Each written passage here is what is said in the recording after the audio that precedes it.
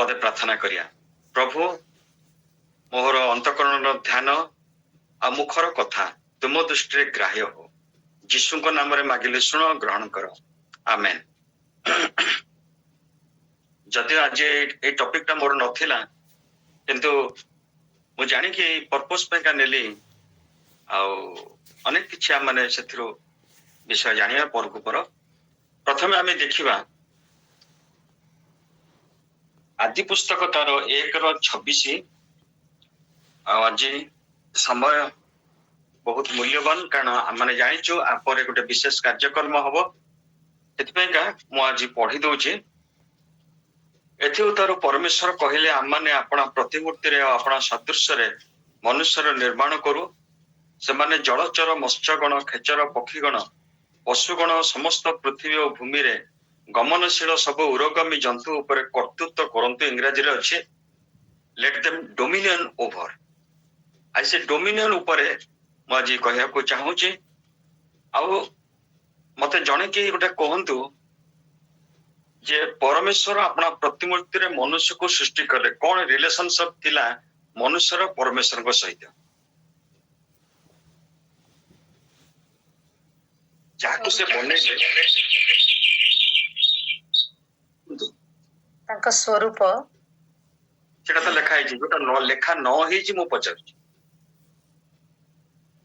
पिता पुत्र वायुर कोन कहले श्वास वायु जोटा लेखा न हे जी मु पचार कोन रिलेशनशिप थिला मनुष्य के से कहले एटा उज्जवलता बणी। Thank you very much God bless you. आमे तळे आसुचो लुक 3 पर्व को सेटा में देखुचु जे यीशु ख्रीष्टकर वंशावली लिखा है 23 पदरु लुक 3 पर्व 23 पदरु यीशु ख्रीष्टक वंशावली लिखा है एवं 38 पदरे शेष है। आ शेष पदटा होची आदम ईश्वर को पुत्र थिले। थैंक यू सिस्टर उज्जवलता सिस्टर बहुत भलो उत्तर दैछन। आदम ईश्वर को पुत्र थिले अर्थात ए जो 1:26 आदि पुस्तक रे हमें देखुचु ईश्वर बनेले से अपना पुत्र को बनेले। वर्तमान आमने देखिबा नूतन नियम रो पुत्र मान के विषय रे आमने वर्तमान जीवा जोहन लिखित सुसमाचार तार प्रथम पर्व केते पद किए कहि परिबो। जोहन लिखित सुसमाचार प्रथम पर्व 12 पद की कहला एटा अश्विन कुमार। ओ thank you very much Ashwini पढ़ दियो सेटा मु वाक्य काढी नाही। अच्छा मु पढ़ दो मात्र जेते लोक ताहां को ग्रहण कले अर्थात जो माने ताहां का नाम रे विश्वास कले से समस्त को से ईश्वर को संतान हेबा निमंते अधिकार देले। एठी मध्ये अधिकार दिया होची पुत्र हवा पे अधिकार दियाला काहे की दियाला ए अधिकारटा शैतान आमठु बा आदमठु से नहीं जाइथिला। आदम जो अबाध्य हले परमेश्वर को अबाध्य हले से फल खाइले मना करा हैतिला से अधिकारटा पुणी प्रभु आमको देले। आज माजी बहुत स्पीडली जीवी आज माने सेटा को देख तारी ऊपर देखिबा जो अधिकार प्रभु आम मान को देइचंती पुत्र हिसाब रे आमाने समस्त बाहर करिबा एवरी तार 12 पद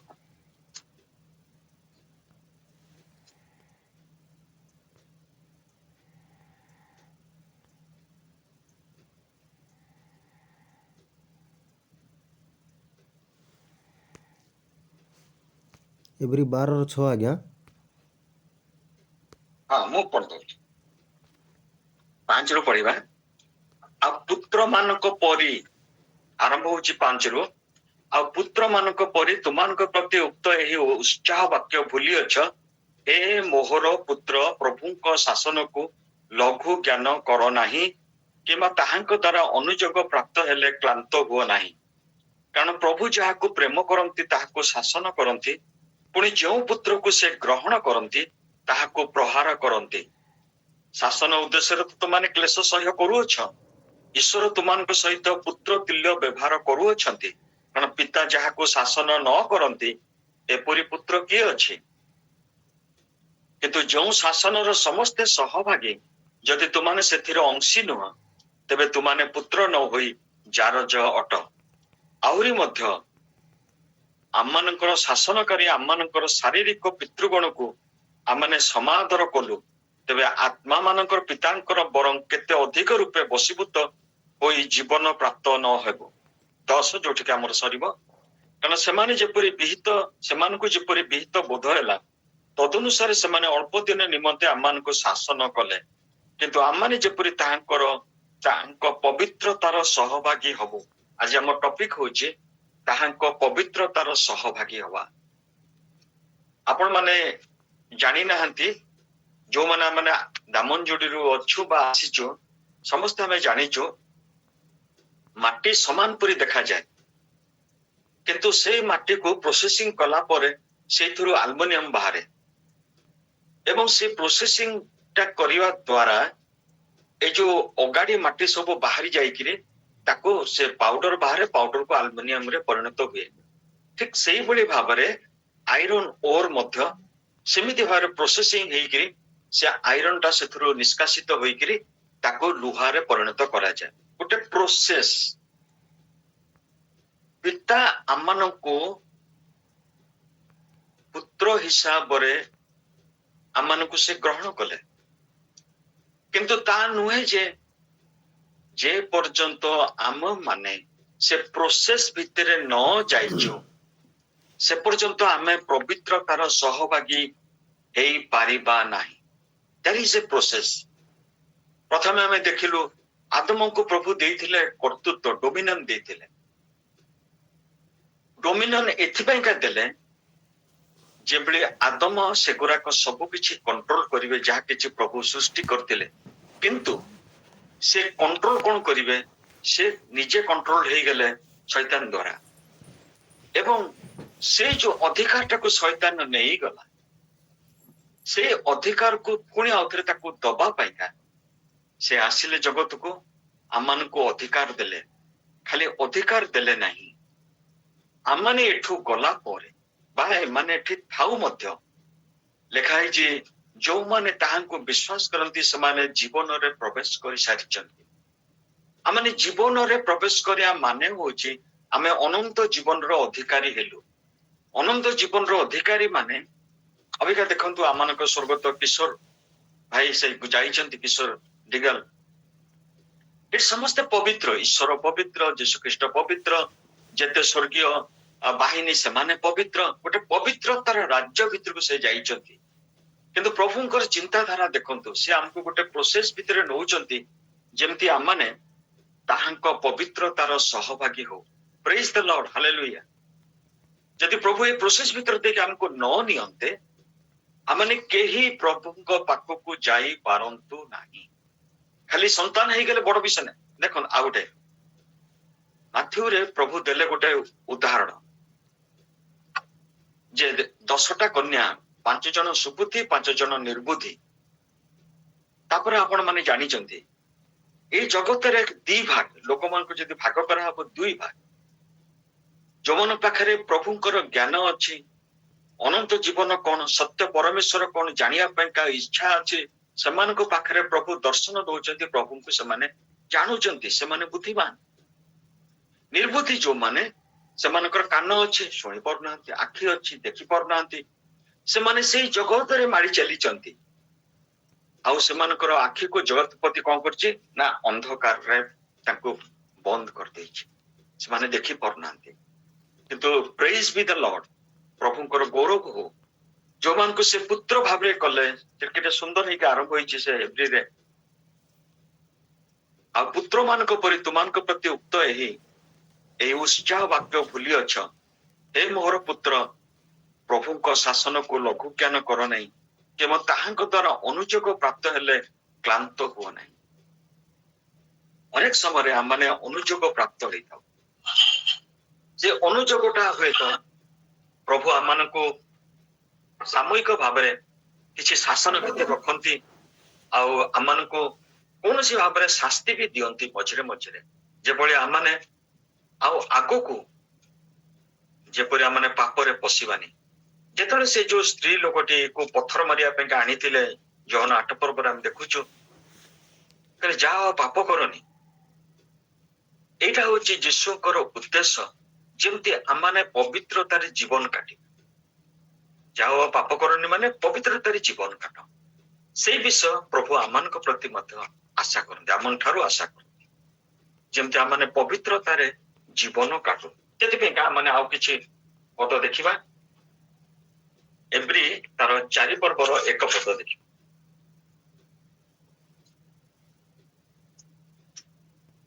ଅତଏବ ଆସ ଆମମାନେ ଭୟ କରୁ, କାଳେ ତାହାଙ୍କ ବିଶ୍ରାମରେ ପ୍ରବେଶ କରିବାର ପ୍ରତିଜ୍ଞା ଥିବା ସ୍ଥଳେ ସୁଦ୍ଧା ତୁମମାନଙ୍କ ମଧ୍ୟରୁ କେହି ସେଥିରୁ ବଞ୍ଚିତ ହେଲା ପରି ଦେଖାଯାଏ। There is every possibility, ଅନେକ ଲୋକ ହୁଏତ ସେଇ ବିଶ୍ରାମରେ ପ୍ରବେଶ କରିପାରିବେ ନାହିଁ। ଆମର ଯୋଉ ଚିରାଚରିତ ଧର୍ମିକ ଭାବଧାରା ଅଛି, ବିଧିବିଧାନ ଅଛି, ଆମେ ତ ଏଇ ଯୋଉ ଭାରତରେ ଅଛୁ, କେତେ ରକମର ଧର୍ମ, କେତେ ରକମର ବିଧି ବିଧାନ, ପୂଜା ପଦ୍ଧତି ହେନ୍ ତେନ୍ ସବୁ ଅଛି। ଆମେ ମାନେ ଆମମାନଙ୍କର ଚିନ୍ତା ଯୋଉଗୁଡାକ ଆଗରୁ ପ୍ରଭାବିତ ହୋଇ ଆସିଛି ପୁରୁଷ ପରମ୍ପରା ହେଇକିରି, ସେଇ ଅନୁସାରେ ଆମମାନେ କଣ କରୁ, ଗୋଟିଏ ଲୋକ ମଲା ପରେ ତାର ଆତ୍ମାର ସଦ୍ଗତି ପାଇଁକା ଆମମାନେ ସମସ୍ତ ବ୍ୟବସ୍ଥା କରୁ। ମୁଁ ସେମାନଙ୍କ ପ୍ରତି କୌଣସି ସମାଲୋଚନା କରିବାକୁ ଚାହୁଁନି ବା କୌଣସି କଟୁ ଉକ୍ତି ଦବା ପାଇଁ ଚାହୁଁନି। ଖାଲି ମୁଁ ଆପଣମାନଙ୍କୁ କହିବାକୁ ଚାହୁଁଛି ବାଇବଲରେ କଣ ଅଛି ସେଟା ଆମମାନେ ଦେଖିବା। ସବୁ ରେଫରେନ୍ସ ଭାଗକୁ ସମୟ ହେଇଯିବ, ସେଥିପାଇଁ ମୁଁ ରେଫରେନ୍ସ ଦଉନି, ଖାଲି ମୁଁ କହିଦଉଛି ମୁହଁରେ ଯେତେବେଳେ କୌଣସି ମନୁଷ୍ୟ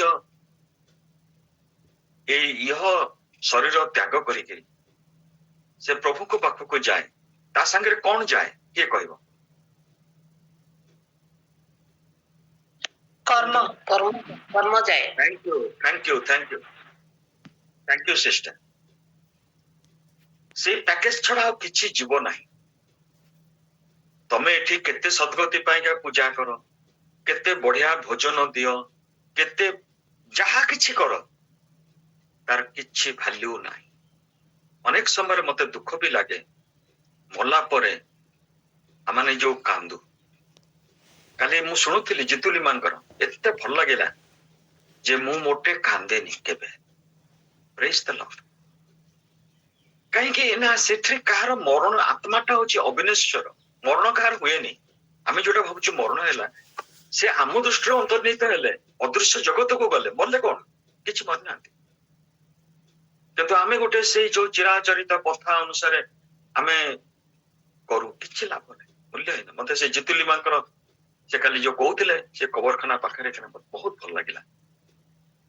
ଆମେ ସମସ୍ତେ ଜାଣିବା ଯେ ଆମମାନଙ୍କର ଏଇ ଜଗତରେ ଗୋଟେ ପ୍ରୋସେସ ଭିତରେ ଆମମାନଙ୍କୁ ଯିବାକୁ ପଡିବ, ଯେମିତି ପବିତ୍ରତାର ଆମେ ସହଭାଗୀ ହେଇପାରିବା।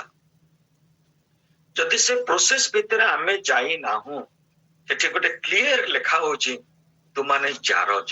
ଜାରଜ ଅର୍ଥାତ୍ କହିଲେ କଣ, ତମର ବାପା ମାଙ୍କର ଠିକ ଠିକଣା ନାହିଁ। ଆମେ ରାଗିଗଲେ ପ୍ରାୟ ବହୁତ ଲୋକ ସେ ବ୍ୟବହାର କରନ୍ତି, କିରେ ତୋର ବାପା ମାର କଣ ଠିକ ଠିକଣା ନାହିଁ କିରେ, ଅର୍ଥାତ୍ ୟୁ ଆର୍ ଏ ବାଷ୍ଟାର୍ଡ। ତାକୁ ନ କହିକି ସେମାନେ ଏରକମ କହନ୍ତି। ତେଣୁ ଯିଏ ପ୍ରକୃତରେ ପୁତ୍ର, ସେ ପ୍ରଭୁଙ୍କ ଶାସନ ଭିତରେ ଯିବ। ସୁଶାସିତ ପୁତ୍ର ହଉଛି ଈଶ୍ୱରଙ୍କର ମୂଲ୍ୟବାନ ସମ୍ପତ୍ତି। ଖାଲି ମନୁଷ୍ୟ ମାନଙ୍କର ନୁହେଁ, ଈଶ୍ୱରଙ୍କର ମୂଲ୍ୟବାନ ସମ୍ପତ୍ତି।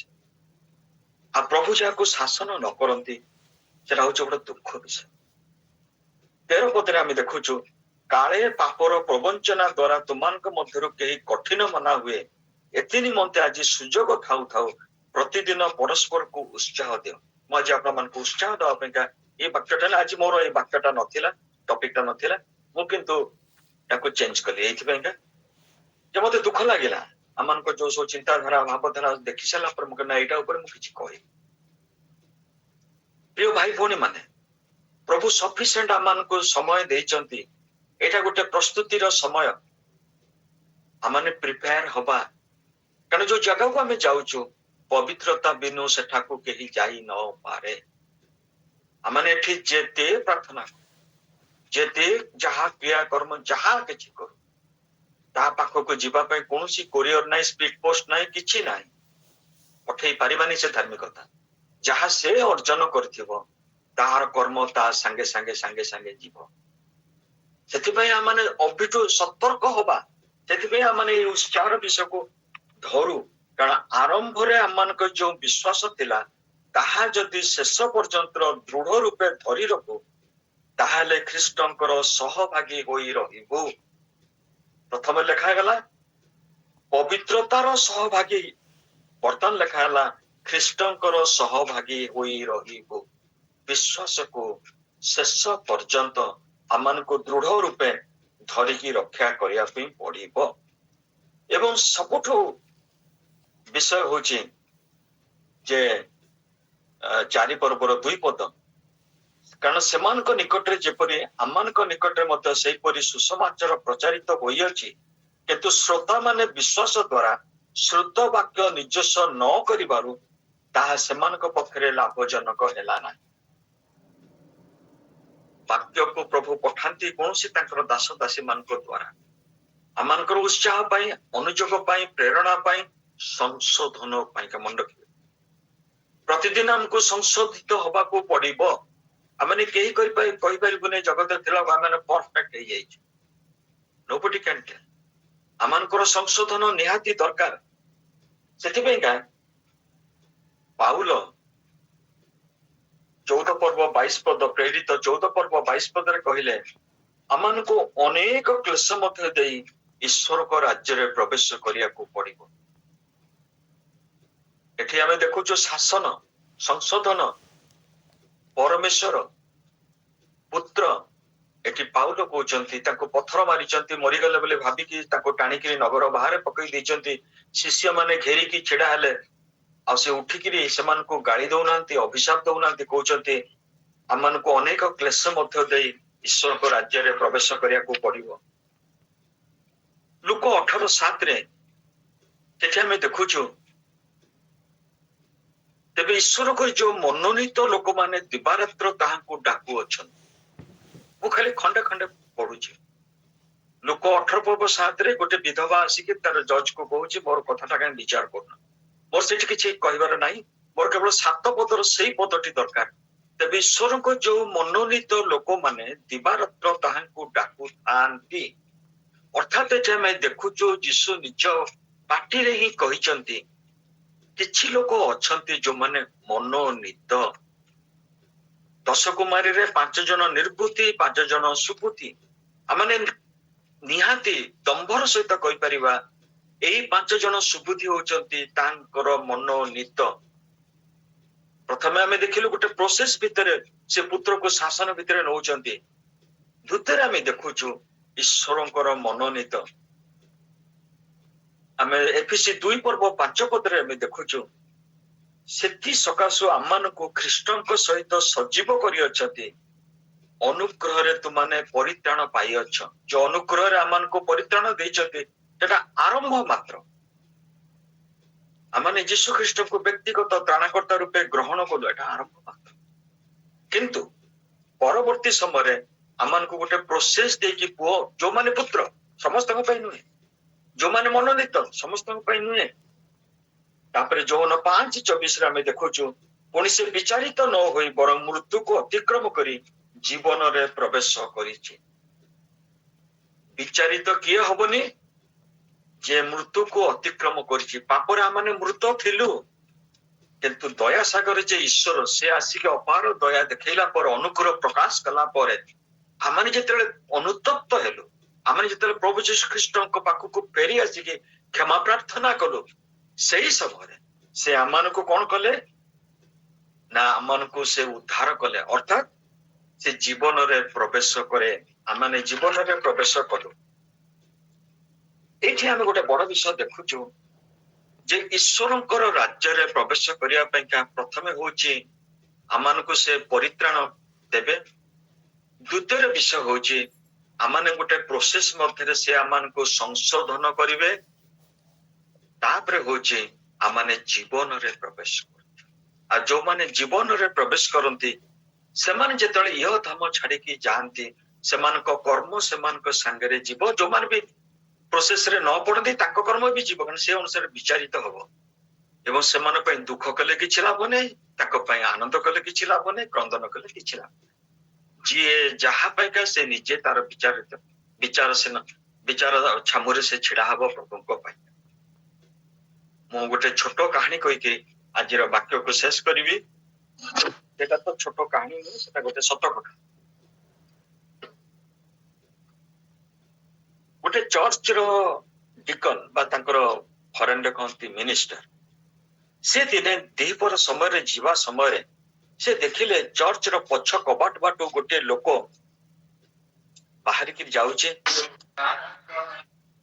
ଆଉ ସେ ଲୋକର ପୋଷାକ ପତ୍ର ସବୁ କିଛି ଅତି ଅପରିଷ୍କାର, ଦାଢି କେବେଠୁ ସେ କ୍ଷିଅର ହେଇନି। ଆଉ ବହୁତ ସେ ଭୟ କଲେ ଆଉ ରାଗି ବି ଗଲେ। ପଚାରିଲେ ତମେ କିଏ, କାହିଁକି ଆ ଭିତରେ ପଶିଥିଲ? ସେଠୁ ସେ ତାଙ୍କୁ ଡାକିକି ନେଲା। ଆଉ ନେଲା ପରେ ସେ କହୁଛି ଯେ ମୁଁ ଗୋଟେ ଫ୍ୟାକ୍ଟ୍ରିରେ କାମ କରେ, ଅଧଘଣ୍ଟା ପାଇଁକା ଆମକୁ ଲଞ୍ଚ ଆୱାର ମିଳେ। ମୁଁ ସେତେବେଳକୁ ଆସିକିରି ଏଇ ଚର୍ଚ୍ଚର ସେ ପଛ କବାଟଟା ଯେହେତୁ ଖୋଲା, ମୁଁ ତା ଭିତରେ ପଶିକିରି ସେ ଅଲ୍ଟର ପାଖରେ କିନା ଆଣ୍ଠେଇକିରି ସେ କହେ ଗୋଟେ ଛୋଟ ପ୍ରାର୍ଥନା। ଆଉ ସେ ସେଇ ଛୋଟ ପ୍ରାର୍ଥନା ତାଙ୍କର ଆଗରେ କଲା। ସେ କଣ କହିଲା? ମୋର ପାଠଶାଠ ନାହିଁ, ମୁଁ କିଛି ପ୍ରାର୍ଥନା କରି ଜାଣେନି, ମୁଁ ଖାଲି କହିବାକୁ ଆସେ ଏ ଯୀଶୁ ତୁମେ ମୋର ଯୋଉ ବନ୍ଧୁ, ମୁଁ ତୁମକୁ ଦେଖିବା ପାଇଁ ପଳେଇ ଆସିଲି। ତୁମେ ମୋର ପାପରୁ ମତେ ରକ୍ଷା କରିଛ, ଆଉ ସବୁଦିନ ମୁଁ ସବୁ ସମୟରେ ତମ କଥା ମନେ ପକାଏ। ସେ କହିଦେଇକି ସେ ପଳେଇଯାଏ। ଗୋଟେ ବିଚିତ୍ର କଥା। ସେ ଲୋକକୁ ଗୋଟେ ଆଶ୍ଚର୍ଯ୍ୟ ଲାଗିଲା, ସେ ଯୋଉ ମିନିଷ୍ଟର। ତାପରେ ସେ କହିଲେ ତମେ ପ୍ରତିଦିନ ଆସ, କିଛି ଅସୁବିଧା ନାହିଁ। ସେ ପ୍ରଥମେ ଭାବୁଥିଲେ ସେ ଚୋରି କରିବା ଉଦ୍ଦେଶ୍ୟରେ ଆସିଛି କି କଣ ଉଦ୍ଦେଶ୍ୟରେ ଆସିଛି, ତାହେଲେ ତମେ ପ୍ରତିଦିନ ଆସ, କିଛି ଅସୁବିଧା ନାହିଁ। ଆଉ ଆଙ୍କୁ ଏତେ କ୍ୟୁରିଓସିଟି ହେଲା, ଉତ୍ସାହ, ତାଙ୍କ କୌତୂହଳ ବଢିଗଲା। ସେ ବି ଆସନ୍ତି ସେଇ ସମୟରେ। ସେ କେବେ ହେଲେ ସେଟା ଚର୍ଚ୍ଚର ଏତେ ବଡ ପାହ୍ୟାରେ ସେ ଥିଲେ, କିନ୍ତୁ କେବେ ହେଲେ ସେ ଆଣ୍ଠୁ ପାଡି ବା ଆଣ୍ଠୁ ପକେଇକି ସେ ପ୍ରାର୍ଥନା କେବେ କରି ଶିଖି ନଥିଲେ। କିନ୍ତୁ କିଛି ଦିନ ପରେ ଦେଖିଲେ ସେ ଲୋକ ଆଉ ଆସୁନାହାନ୍ତି, ଏବଂ ସେ ତାଙ୍କର କୌତୂହଳ ବହୁତ ବଢି ଯାଇଥିଲା। ସେ ଲୋକଙ୍କ ସହିତ ଏତେ ଛୋଟ ପ୍ରାର୍ଥନା କରିକି ସେ ପଳେଇ ଯାଆନ୍ତି। ତାପରେ ସେ ଫ୍ୟାକ୍ଟ୍ରି ଗଲେ, ଫ୍ୟାକ୍ଟ୍ରିରୁ ପଚାରିଲେ, ସେମାନେ କହିଲେ ସେ ଗୋଟେ ହସ୍ପିଟାଲରେ ଚିକିତ୍ସିତ ହଉଛନ୍ତି, ଯେହେତୁ ତାଙ୍କ ଦେହ ଖରାପ ଅଛି। ସେଠୁକୁ ଗଲେ, ସେ ନର୍ସ କହିଲେ ସେଇ ଯୋଉ ଲୋକକୁ ଖୋଜୁଛନ୍ତି ଏଇ ସେ ବେଡରେ ଅଛନ୍ତି, ତାଙ୍କର କେହି ସାଥୀ ନାହିଁ, ତାଙ୍କର ପରିବାର ଲୋକ କେହି ନାହାନ୍ତି, ତାଙ୍କ ପାଖକୁ କେହି ଆସନ୍ତିନି, ତାଙ୍କ ପାଖକୁ କେହି ଫୁଲ ପଠାନ୍ତିନି, ତାଙ୍କ ପାଖକୁ କେହି କାର୍ଡ ପଠାନ୍ତିନି, କୌଣସି କାର୍ ଆସିକି ଲାଗେନି, ତାଙ୍କୁ କେହି ପ୍ରେମ ବି କରନ୍ତି ନାହିଁ, ଆମେ ଯାହା ଦେଖୁଛୁ। ହଠାତ୍ ସେ ଲୋକ, ତାଙ୍କ ନାଁ ହଉଛି ବେନ୍, ସେ କହୁଛନ୍ତି ମିନିଷ୍ଟରଙ୍କୁ ନାଇଁ ନାଇଁ, ଆମମାନଙ୍କର ନର୍ସ ଦିଦି ଯାହା କହିଲେ ସବୁ ଭୁଲ କହିଲେ, ସେ ପାରା ଆସୁଛନ୍ତି। ସେ ମିନିଷ୍ଟର ପଚାରିଲେ କିଏ ସେ? ନା ଯୀଶୁ ଆସୁଛନ୍ତି ପ୍ରତିଦିନ, ଏଇପାରେ ଏଇ ବେଡ୍ ଉପରେ ବସୁଛନ୍ତି।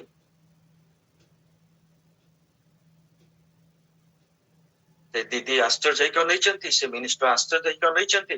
ସେ କହିଲେ ମୋର ହାତକୁ ନେଇଯାଆନ୍ତି ଆଉ ମୁଣ୍ଡ ତଳ ପାଖରେ ରଖନ୍ତି, ମୁଁ ବି ତତେ ଭଲ ପାଏ।